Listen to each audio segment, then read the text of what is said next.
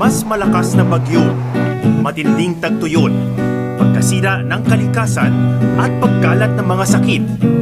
Ilan lamang ito sa mga perwisyong dulot ng nagbabago nating klima. Kalikasan, kalikasan, kalikasan, kalikasan.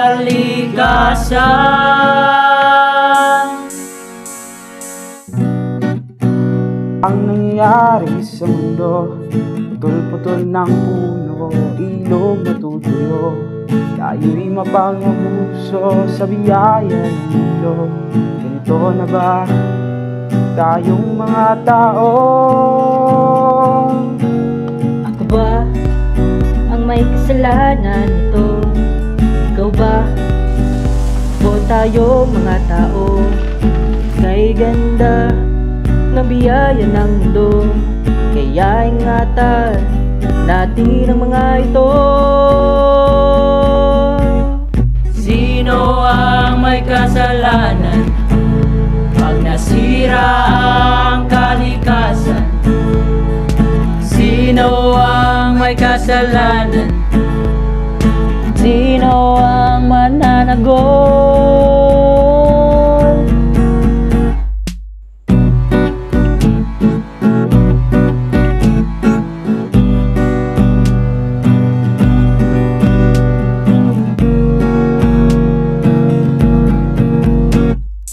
Sa paglipas ng araw, kinabukasan ba ay mapanglaw? Sa bawat paso ng kagubatan, mga hayop ay nasasaktan. Sino ba ang may sala? Sino ba ang gumawa ng kalat sa mundo? Tama daw, tama na mga mamamayan. Tanaw, tanain ang kalikasan. Tama daw, tama na mga mamamayan. Tanaw, tanain ang kalikasan. Sino ang may kasalanan pag nasira ang kalikasan? Sino ang may kasalanan? Sino ang mananagol? O ano na, handa nyo na ba sa nabukas? Meron pang pag-asang solusyonan ng lahat, tila ba'y kaibigan? Inang kalikasan siya bang naghihirap sa bawat habang, sa bawat galaw?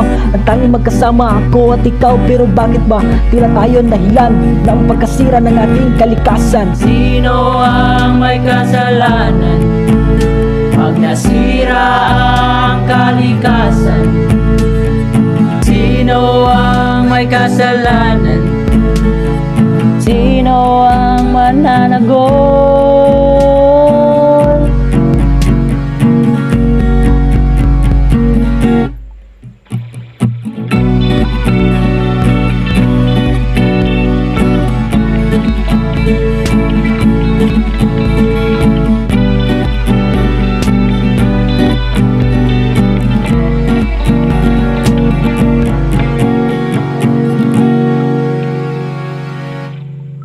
Mabuhay ang ating inang kalikasan. Pagtuunan natin ng pansin ang pagprotekta at pagpapalaganap ng pangangalaga sa ating kalikasan. Sa bawat kilos, ating pangalagaan at ingatan ang ating inang kalikasan upang masiguro